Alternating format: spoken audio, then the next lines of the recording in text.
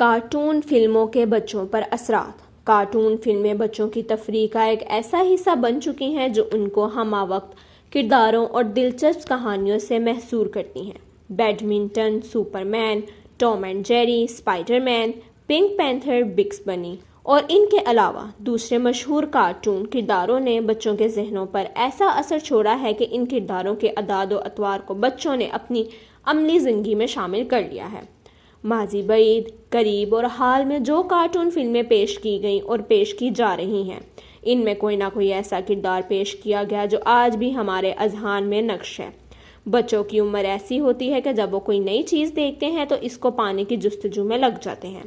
کبھی اس کردار وغیرہ جیسا بننے کی کوشش میں لگ جاتے ہیں تو کبھی اسے پانے کی۔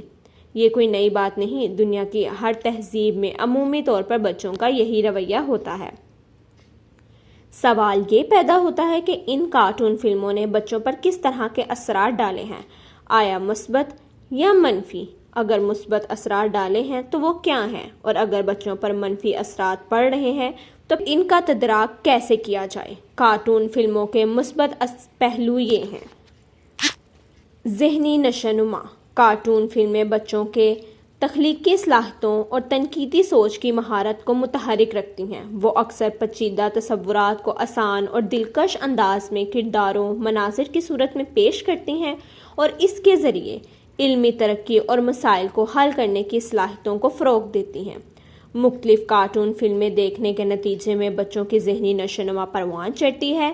نت نئے آئیڈیاز ذہن میں پروان چڑھتے ہیں جن پر عمل پیرا ہو کر وہ کچھ کرنے کی جستجو میں لگے رہتے ہیں۔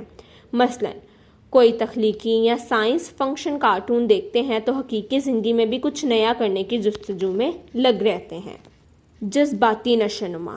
کارٹون کردار اور ان کی کہانیاں بچوں کے انداز، جذبات کو بھی جنم دیتی ہیں۔ خوشی، غم اور تکلیف یا وہ احساسات و جذبات ہیں جن کا اظہار کسی نہ کسی صورت میں ہوتا رہتا ہے۔ اسی طرح کے جذبات دکھانے کا نتیجہ یہ نکلتا ہے کہ بچوں کو اپنے جذبات کو سمجھنے میں مدد ملتی ہے۔ اخلاقی اقدار اور زندگی کے اسباق۔ بہت سے کارٹون فلمیں زندگی کی قیمتی اسباق، اخلاقی اقدار اور مثبت پیغامات دیتی ہیں۔ متعلقہ کرداروں اور دلچسپ داستانوں کے ذریعے بچے دوستی، ایمانداری، استقامت اور اخلاقی اقدار کو پانے کی کوشش کرتے ہیں۔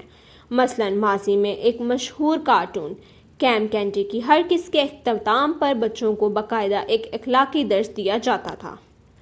کارٹون فلموں کے مثبت پہلوؤں کا تو تذکرہ اوپر کیا گیا ہے، لیکن ساتھ ہی ان میں منفی پہلو بھی ہیں۔ شاید منفی پہلو مثبت پہلو سے کہیں زیادہ ہیں، جن کی آگاہی حاصل کرنا ضروری ہے۔ تشدد اور جارحیت۔ کچھ کارٹون فلموں میں تشدد اور اس طرح کے دوسرے واقعات کی منظرکشی کی جاتی ہے۔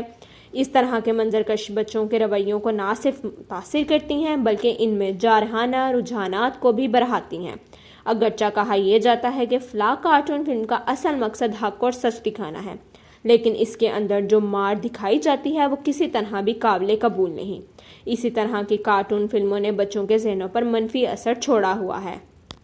کارٹون فلموں میں اکثر تجارتی سامان اور پروڈکٹس دکھائی جاتی ہیں، جس سے بچوں میں مارکیٹنگ کے پیغامات کی حد سے زیادہ نمائش اور خواہشات جنم لینا شروع ہو جاتی ہیں۔ ضرورت سے زیادہ اسکرین کا وقت۔ کارٹون فلموں کا ضرورت سے زیادہ اسکرین کا ٹائم بچوں کی روزمرہ زندگی میں خلل ڈالتا ہے۔ اسکول کا کام، سونے اور کھانے کے اوقات متاثر ہونا شروع ہو جاتے ہیں۔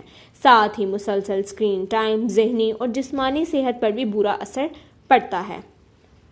بہتری اور گنجائش۔ کارٹون فلموں میں منفی اثرات پر قابو پانے کے لیے چند تجاویز قابل غور ہیں۔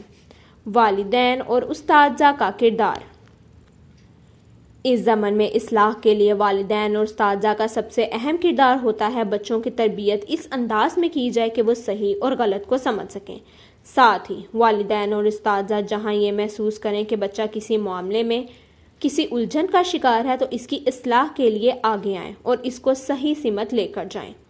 مواد کا انتخاب۔ عمر کے لحاظ سے موضوع اور ان کارٹون فلموں کا انتخاب کرایا جائے جو بچوں کی نشوونما کے مرحلے اور اقدار کے مطابق ہوں۔ میڈیا خواندگی۔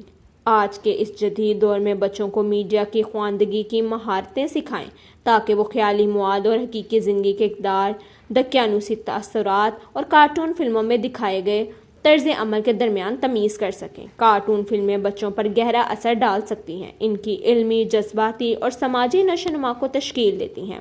اگرچہ وہ قابل قدر تعلیمی اور تفریحی مواقع پیش کرتی ہیں، لیکن ممکنہ منفی اثرات کو ذہن میں رکھنا بہت ضروری ہے۔ والدین اور اساتذہ کی رہنمائی اور کھلے ماحول میں بات چیت کو فروغ دے کر سیکھنے کو فروغ دینے اور مثبت اقدار کو فروغ دینے کے لیے استعمال کر سکتے ہیں۔